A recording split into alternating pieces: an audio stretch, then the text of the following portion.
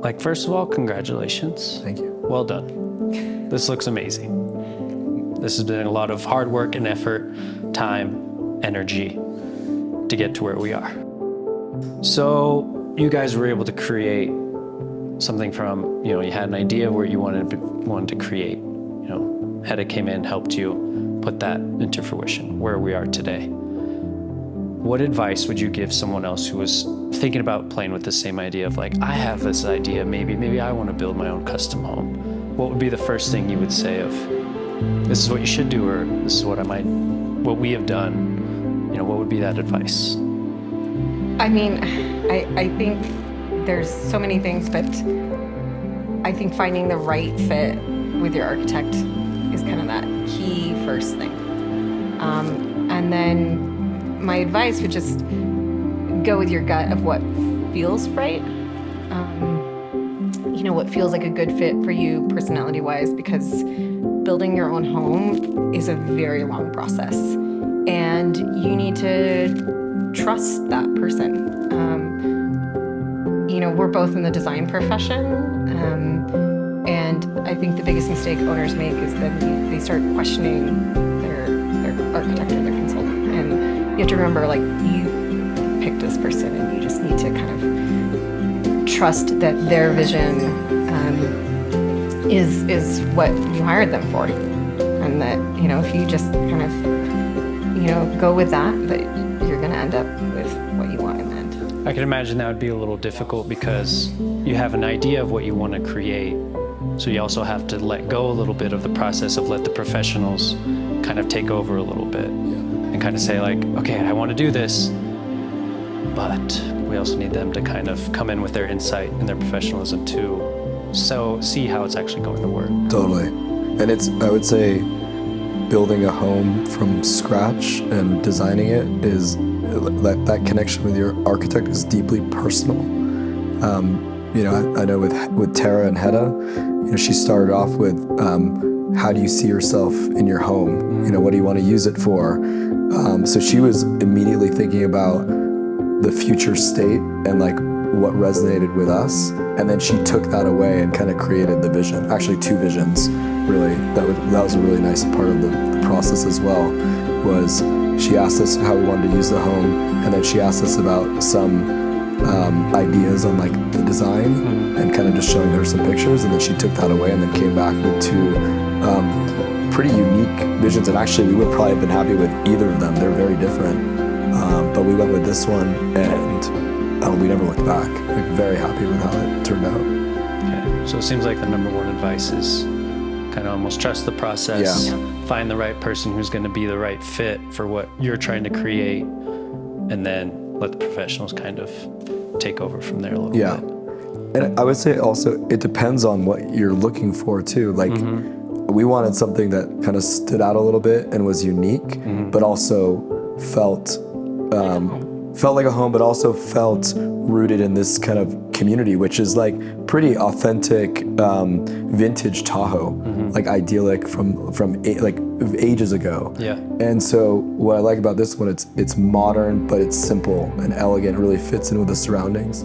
And I think one thing that was critical and key was Tara's relationship with our contractor, Timberline. And they were having conversations all the time in the background, trying to sort things out. And then I felt like a lot of times we were presented more the solution instead of like, here's all the problems we have.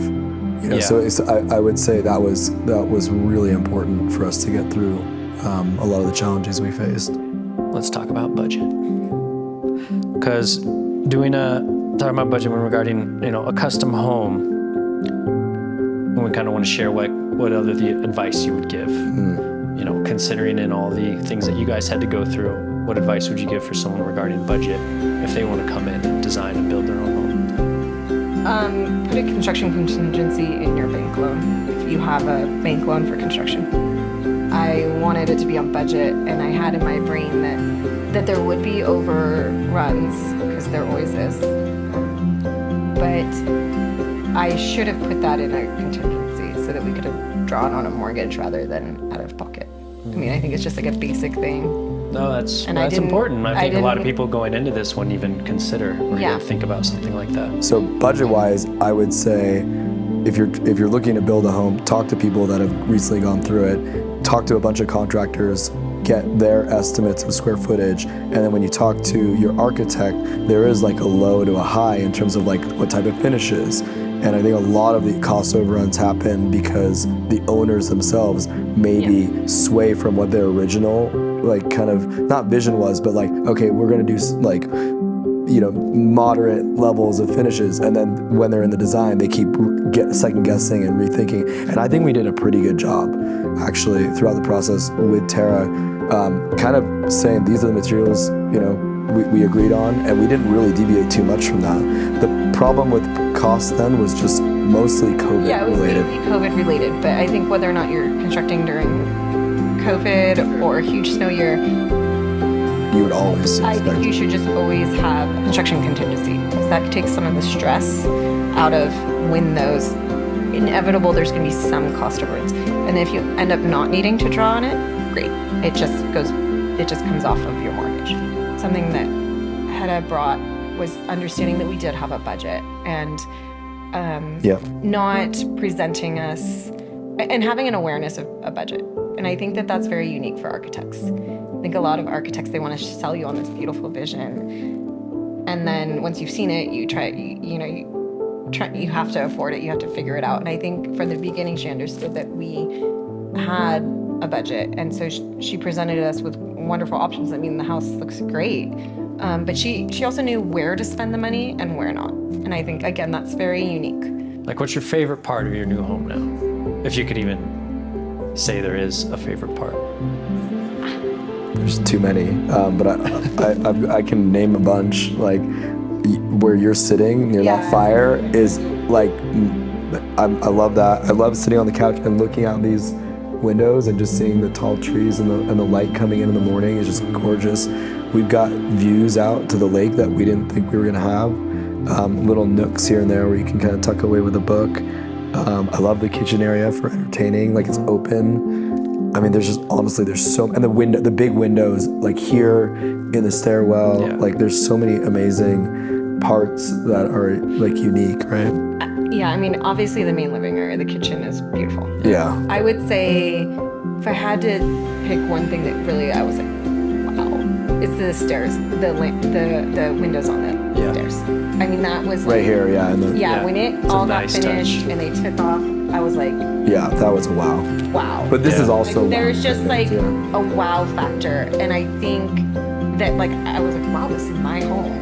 Like, that's kind of unique, and wow, it looks really nice, and I didn't That's know I had exciting. a home. You know, that and that's all the inside. The outside is like, I think it's stunning because it's simple and elegant, but it's so unique. And it's like, from the street, it's like, it's bold, it's muscular, but it's like, and it's the mountain modern.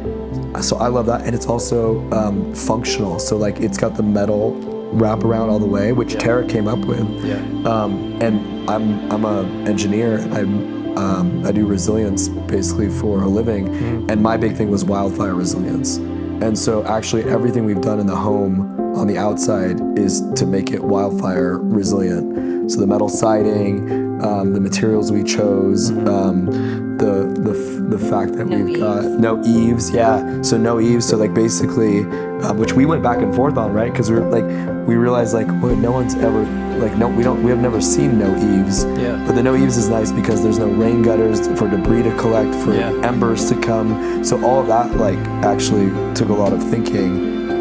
So yeah, I love the outside. It's just like, I just love the way the metal works with the wood, and it does seem to blend in with the surroundings too. Yeah.